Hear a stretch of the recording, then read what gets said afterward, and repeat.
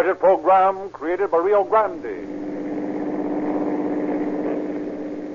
Los Angeles Police calling all cars. Attention all cars. Broadcast 228 regarding a holdup at 439 South Broadway in the Pig and Whistle Cafe. The bandits are there now. That's all. Rosenquist.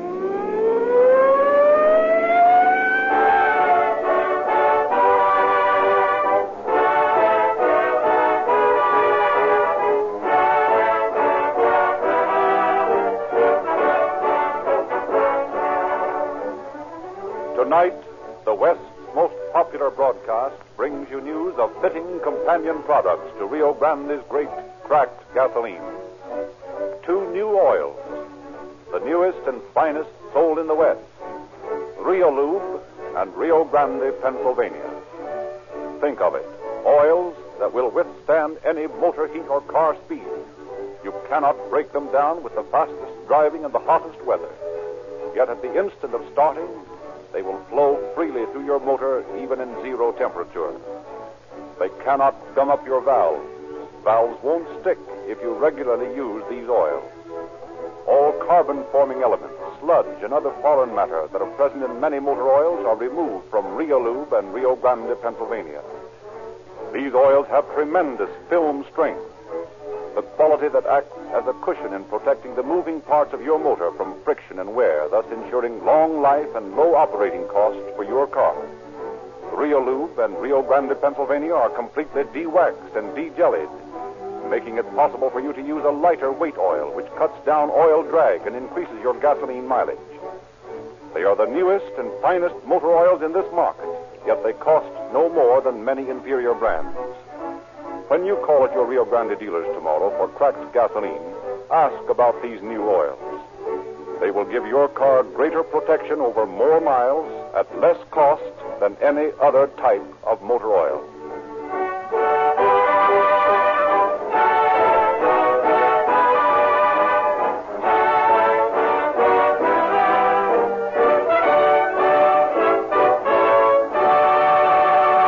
Tonight's story is taken from the files of the police department of the city of Los Angeles, and we have therefore asked Chief James E. Davis to open our program. Chief Davis.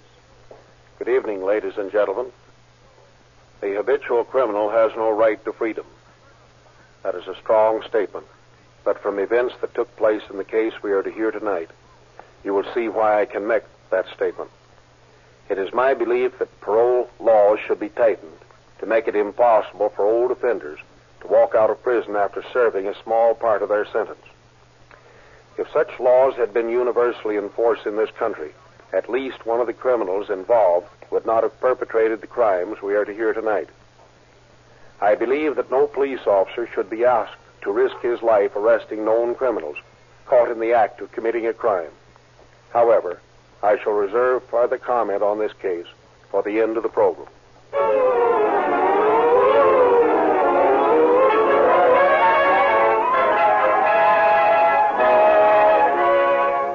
The 400 block of South Broadway was packed with after-holiday bargain seekers.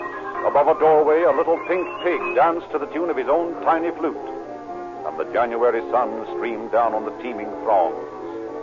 Beneath the pink-nosed pig, men and women passed into the mirrored cafe beyond. Into the cafe strode a man, obviously a stranger. He found a vacant place at the counter and gave an order to the attendant. Good morning, sir. Yes, it is, isn't it? Yes. What do you have this morning? Well, I'll have orange juice and a couple eggs over easy, some white toast with coffee. Want some bacon with that? Listen, did I ask you for it? Oh, no, sir. Excuse me. Want the toast buttered? Yes, please. And throw some potatoes on with the eggs, will you? Yes, sir. Don't look now, pal, but you're being held up. Keep Keep your trap button, and you won't get hurt. Give me the ice. Listen, I don't Pipe know. down. Here, give me that wallet. That's it. Now just take that little black bag you got between your feet, and I'd be on my way. Thanks, pal. So long. Taking the briefcase which the man had carried, the stranger walked rapidly to the door. His companion, standing beside the cashier's counter, joined him. 2 seats away from the robbed man sat Special Deputy A.J. Brown. His keen eyes had caught the swift drama in the mirror behind the counter. Now, as the bandits reached the door, Brown drew his gun and fired. Shot, Danny, I'm shot! That's the you. Give him the bandage. Stop that man. Oh, forget that man. Hold up there. Off the bag. They're on the sidewalk. Hey, what's going on here? That man running down the street just helped a man arrested here. Well, get him. Ever catch him in this crowd? Yeah, if he stays out in the open, we'll have a chance. Duck it into Broadway. Let's go. There's a sale on down there. Too many people to ever get hold of that guy. Yeah, might as well take it easy and check up on the bird I shot. Yeah, it's a cinch we'll never get through that crowd of women in the Broadway. And you never get to Hill Street in time to head him off either. That's right. Let's go back to the cafe. Don't know what's happening to me. Didn't shoot as well as they used to. Excited, probably. Yeah, one of the smoothest jobs I ever saw pulled. How so? Those monkeys walked in and took that fellow's briefcase as calmly as if they'd been pals of his. Yeah. Well, I see Risden's here. Looks like he's got things under control. Yeah, he got here about the same time you did. How's the fellow who was shot, Risden? Looks like he's paralyzed. Hit in the back of the neck. Can he talk? Don't think so. Where's the fellow who was held up? Yeah, right here, officer. I was just telling this other officer Pardon me, here Mr. Lippitz. Yeah? I sent for an ambulance, Dries.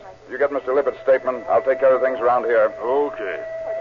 Now, Mr. Lippitz, what happened? Bill, I come in and I sat down over there and I gave the girl my order. She just started to bring my orange juice. Tomato juice. It doesn't matter. Right in here, boys. Come on, make way, you people. Move on. Give them room. Well, anyway, she just left. The girl, I mean. When this fellow who robbed me come up and sort of leaned up against me. Did he say anything? Yeah, he said, don't look now, but you're being held up. You have a gun? Yeah, sort of a short snub-nosed gun. How big? Well, I don't know exactly, but it looked like a cannon to me. What did he do next? Well, he reached in my pocket, this one right here, and he took my wallet, and then he reached down and got my briefcase, and he just started walking out. Did you try to stop him? Oh, no. Well, they just loaded the one I shot into the wagon and started him to the hospital. Is he still alive? Yeah, he didn't hurt much. He'll be able to talk. Fine.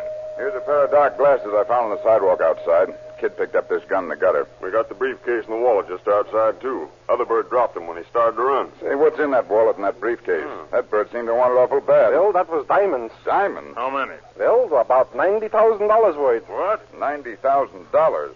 No wonder the bandits were in a hurry, huh? Say, wait a minute. These aren't just tin horn hold-up boys. They've been casing this job for a long time, if I'm any judge. This is a job for the robbery squad to get on right away.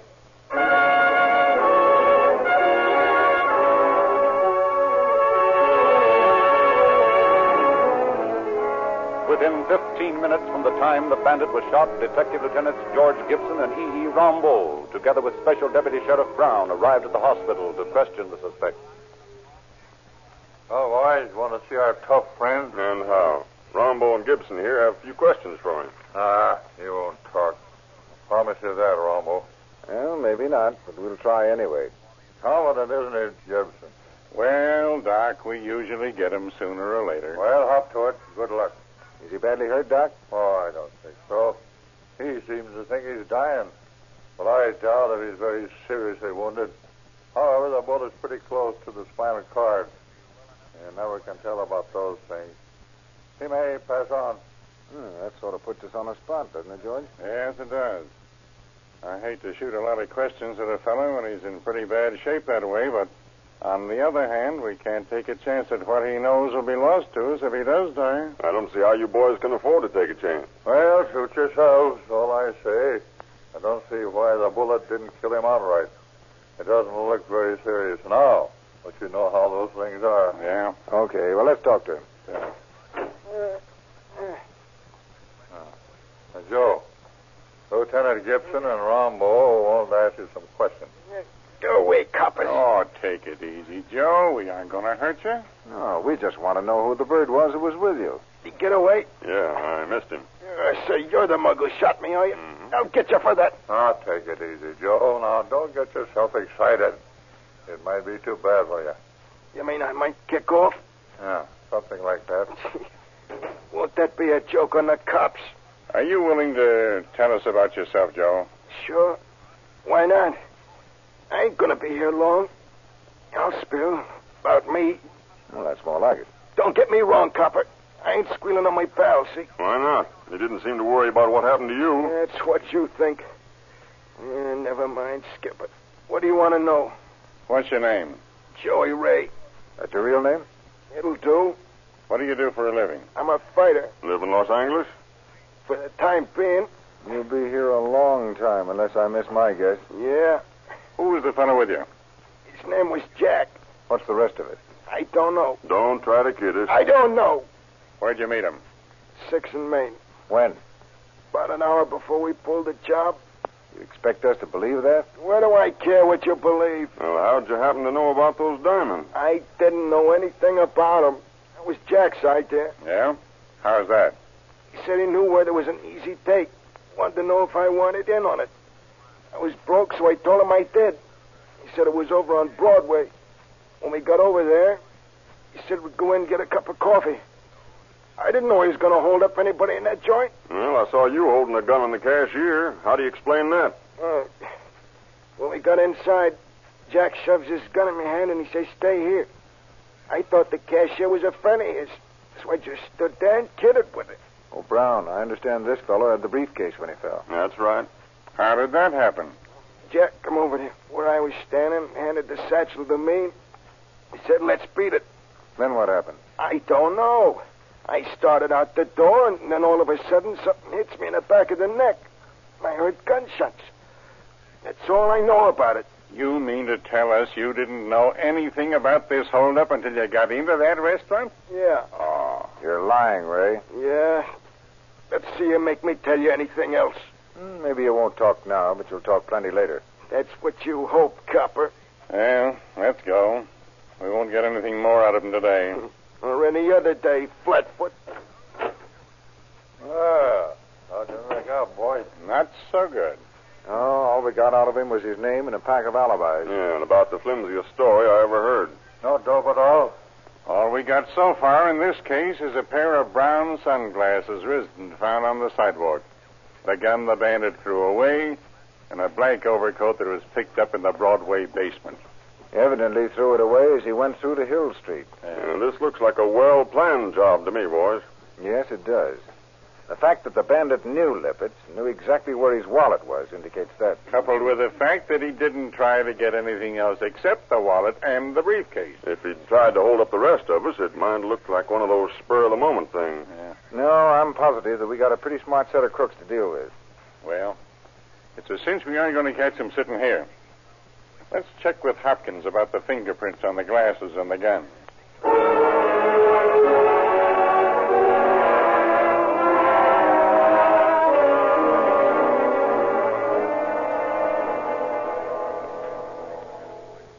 Find any prints on that gun, Hopkins? No. Well, how about the sunglasses? Well, I got one swell thumbprint off them. Just one print? Well, that means we'd have to look at 300,000 prints to find whom that belonged to. That's right. And even if we make a search of the single print file, we've still got 12,000 prints to look at. Well, that's impossible on the face of it. You're right. No, boys, I am afraid you're going to have to get something more than this for me to work from. Hey, is this the overcoat they found in the basement of the Broadway? The one on the table here? Yeah, that's the one. Looks like Brown was doing some fine shooting at this baby. Yeah, here's a nice bullet cut across the shoulder. What's that? It looks like a spool of adhesive tape. Yeah, that's what it is. Can you get any prints off this, Hop? I doubt it. Well, might as well see what you can do with it. Here's the personal effect card of that mug in the hospital. Let me see it. Look here, George. Yeah? Here's a card that says Star Cleaners and Dyers, Market Street, San Francisco. I wonder... Let's see what the San Francisco police know about this bird, huh? Hey, didn't Lippitz say something about having been in San Francisco when we questioned him? That's right. Come to think about it, he did. George, you know what I think? Nope. I think this is a well-planned job. Those two fellows followed Lippitz down here and knocked him over. Boy, they really wasted a lot of time, didn't they? I'll say. However, this isn't getting a teletype working to San Francisco. And we want Joe Ray's record.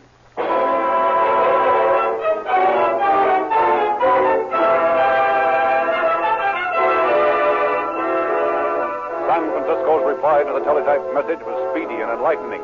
Joey Ray, alias Joey Rich, had been arrested in San Francisco for robbery, but through a technicality had appealed from a conviction, and his second trial resulted in a hung jury and dismissal of the case.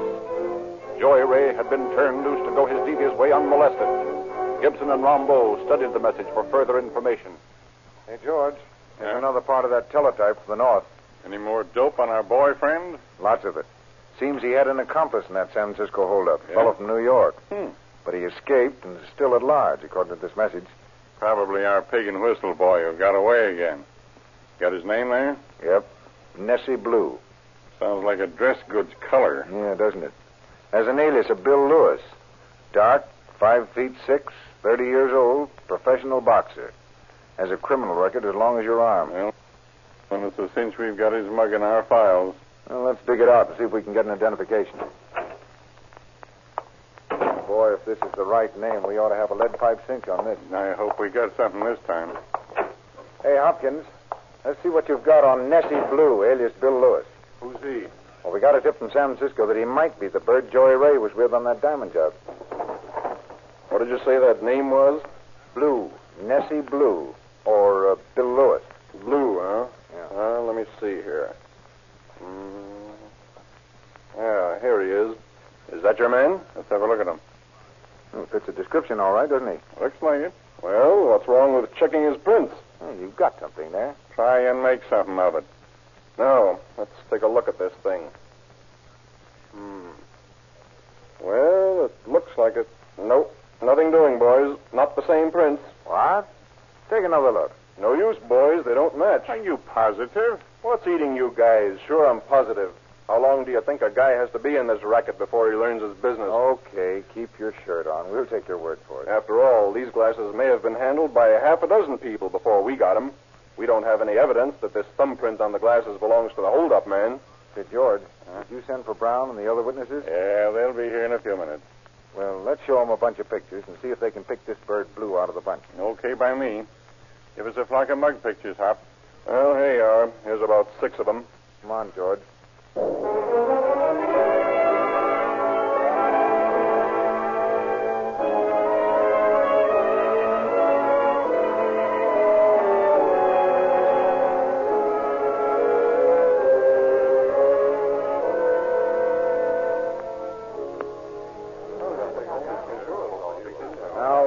We've got a lead on the boys who held you up, Mr. Lippitz. We want you to take a look at these pictures and see if you can pick out the bandit who robbed you. Well, I'm sure that I can. I'd know him if I saw him. How about you, Brown? Well, I don't know. I might. Well, here they are. See what you can do. Let's see. That's not the one. No, it ain't that one. No, not that one either. That looks like him. No, this man's a bigger man. Oh, maybe he is at that. Say, here's one that looks like him. Let me look. That's the man. How about it, Brown? Well, I'm not sure. Looks a lot like him. Same build and all, but, well, I can't be sure. Say, I'm almost positive that that's the man. Are you willing to swear to it? Well, not from the picture, but if I could see the man, I could tell quick enough. I believe if you find this bird, you'll have a pretty good line on your bandit. I'm sure he's the man. Well, this fellow's a friend of the man you shot, Brown. He was picked up with Joe Ray on the job in San Francisco. Say, that's where I saw that fella. I remember now, that fella that got shot. I saw him several times hanging around the hotel where I used to live. Yeah, I saw him in the coffee shop. Well, and the chances are the fellow who was with him was Nessie Blue. Let's see what the teletype can do for us on that score.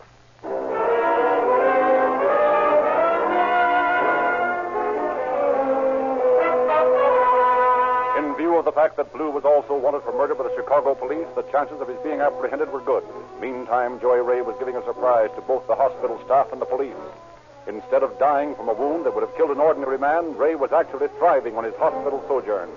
8 weeks after his capture, he stood in court. Now, Joe, you admit you participated in this robbery? Yes, sir, I was there, but I didn't have anything to do with it. It's just like I told the cops. This bird shoves a gun into my hand and tells me to stay put while he lifts the diamonds from the salesman. That's all I know about it, Your Honor. How old are you, Joe? 18, Your Honor. What? Why, Your Honor, this man's police record shows his age as 26. What about that, Joe? I don't know how that got there, Your Honor, because I ain't but 18. Has the district attorney any proof that this man is older than he claims? No, Your Honor, we haven't. However, when he was admitted to the hospital, he gave his age as 20. Is that true, Joe? Yes, sir, but you see, I was pretty confused being shot and all, so I didn't know exactly what I was telling him. Well, in the light of your own statement as to your guilt, and in view of your minority, I see nothing to do but to send you to the state reformatory for the next 3 years. And at the end of that time, order your return to the jurisdiction of this court for further disposition. That's all. Yes, sir.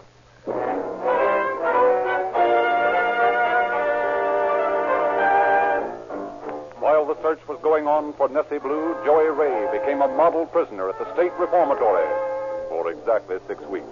One moonless night, Joey Ray walked off the reformatory reservation and sallied forth for parts unknown. Early in April, interesting news came from Minneapolis. Nessie Blue had been shot and captured while staging a holdup in that city. Thorough investigation of his activities during the preceding 4 months established definitely that he was not in Los Angeles in January. Gibson and Rambo thus found themselves in a blind alley. Determined to run their party to earth, the two officers began anew their investigations. Then came a sudden break of luck. George, I got a tip on that diamond case. It's about time we got something on that deal. You remember that girl we picked up on suspicion? The one who lives out on 6th Street, close to Westlake? The blonde dame? Yeah. Well, she's due here in a couple of minutes, and she told me over the phone that she had some information for us. What kind of information? Oh, that's probably our girlfriend now. Come in, Ann. Sit down. You know George Gibson, don't you? Ah, sure, I remember him. How are you? Fine. Rambo tells me that you have some dope on the diamond robbery. Well, I don't know whether it's worth much, but it's something I overheard in the lobby of the hotel where I live. And what was it? Well, I was sitting close to two men who were reading the paper one afternoon, and one of them said something about the diamond robbery, and the other one said, them dumb cops won't ever find that bird. They're looking for the wrong man. Dumb cops, eh? That's what he said. Then this other fella, he spoke up and said if they'd look around Frisco for Danny Williams, they might get somewhere. Danny Williams? That's the name he used. Wait a minute. I'm going to call Hopkins. Give me Hopkins, fingerprints. They say where this monkey might be in San Francisco, Ann? No, that was all he said about him. Just Danny Williams in San Francisco. Hello, Hop. Look. See what you can find in the file on a bird named Williams. Danny Williams. I'll wait. These fellows you overheard, have they been living at the hotel long? Not very. One of them came from up north himself. I probably know something about this case, all right. Did they say anything else about this fellow? Only something about him running around with Joey Ray, that fellow who was shot. I'd like to be able to ask that bird a few questions. Hello? Yeah. Arrested San Francisco, 1932, burglary. Oh, he beat the rap, huh? Okay. What else? Alias Nathan Katz? What's his description? 150 pounds, 5 feet 6, 30 years old, professional boxer. Well, that's more like it. Oh, fight manager, eh? Immaculate dresser. Wears tailored clothes. You got his prints? Okay, check that print we got off that diamond robbery job against Mr. Williams, will you? Thanks, Hop. Well, looks like that was a hot tip, Ann. I hope so. I've been wanting to do something to repay you boys for getting me out of that jam I was in. Well, that wasn't anything. We're just as anxious to help people as we are to send them to jail. Maybe so, but just the same, I'm grateful to you fellas. Robbery, Gibson speaking. They are? He is? Okay, thanks, Hop. Nathan Katz or Danny Williams, as you please, is the bird whose thumbprint was on those sunglasses.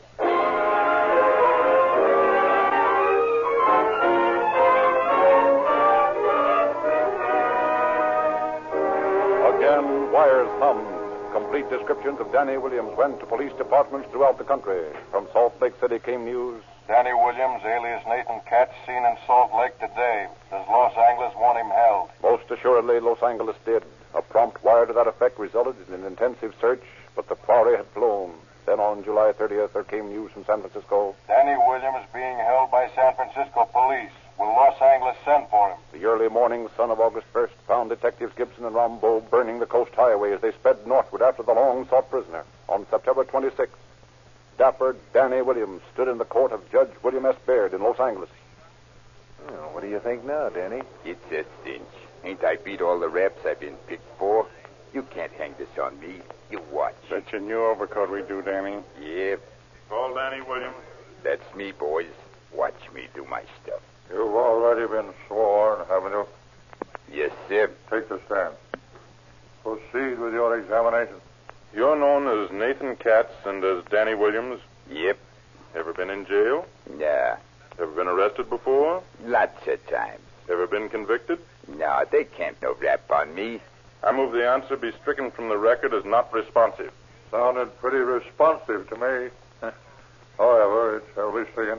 Did you, on the morning of January 11th, enter the Pig and Whistle Cafe at 439 South Broadway and, under menace of this gun, take a bag containing $90,000 worth of diamonds from one Emmanuel Lippitz? I never heard of them. Were you in that cafe on the morning in question? No, I was not. Were you ever in that cafe? Not as far as I know. Do you know a man named Ray, Joey Ray? Never heard of him. Did you ever see these sunglasses before? Nah. Ever see this gun before? No, I don't carry guns. Did you ever see this overcoat before? Nah. Do you know that the tailor's label in this overcoat is the same as the label in the suit you had on when you were arrested in San Francisco? Oh, no, you don't. I tore that one. You did what? Nothing. I never saw it before.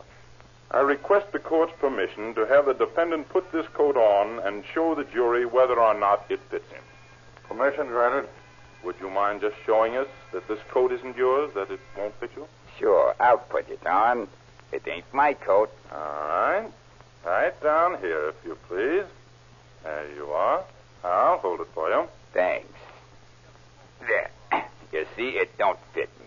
Now, let's see if we pull it down on you like this. Uh-huh. That's better. Just let your shoulders down, Mr. Williams. I think you'll find it quite comfortable. That's all, Mr. Williams. Thank you. Next to you. That is our case, Your Honor. The jury may retire.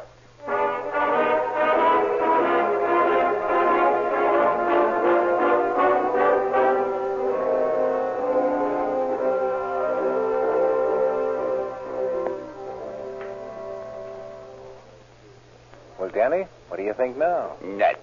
You don't seem so confident, Williams. Too bad you have to have such a yen for tailored overcoats, Danny. Where did you find that coat? Where you dropped it? In the Broadway basement? And what is the idea of the adhesive tape in the pocket, Danny? I was going to take that guy with me if he got tough, or if he didn't have the diamonds with him. Still think you're going to beat this rap, Williams? Sure. Well, you'll soon find out. Here comes the jury. Have the jury received a verdict? We have, Your Honor. You may read the verdict. We, the jury, in the above action, find the defendant, Danny Williams, guilty as charged of robbery in the first degree. Well, Danny, looks like you didn't beat this one. Looks that way. Too bad, Danny. Yeah. Well, boys, you win. You hung this one on me. I didn't think you could do it. Too bad, too. I needed that new overcoat.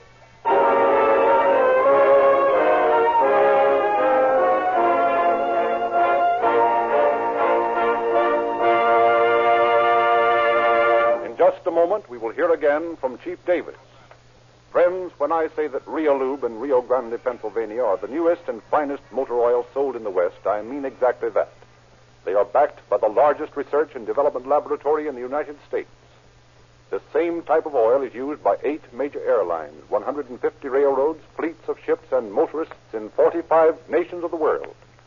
Rio Lube is a de-waxed, de-jellied, super-refined, 100% paraffin base oil, sealed in tamper-proof cans and delivered to you through all the red and white Rio Grande stations at only 25 cents a quart.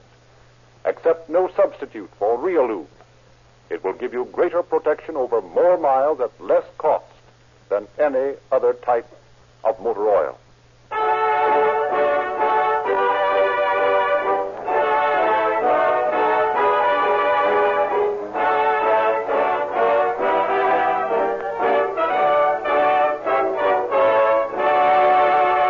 And now, Chief Davis. In less than 4 minutes after the prosecution closed its case, Danny Williams, alias Nathan Katz, was convicted of first-degree robbery. He was sentenced to serve from 5 years to life in San Quentin prison. Thus did dapper Danny Williams come up against his first real detour on his road of crime. Since the story you have just heard was written, word has been received from New York City of the apprehension of Joey Ray, for whom a bench warrant still exists. He will be returned to serve his original sentence. Thank you, Chief Davis.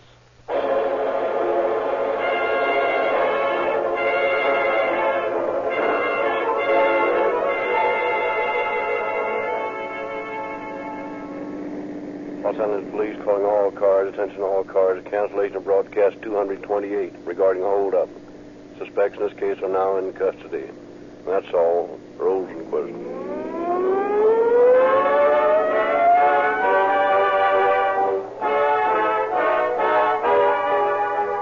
This is your narrator, Frederick Lindsley, bidding you good night for Rio Grande.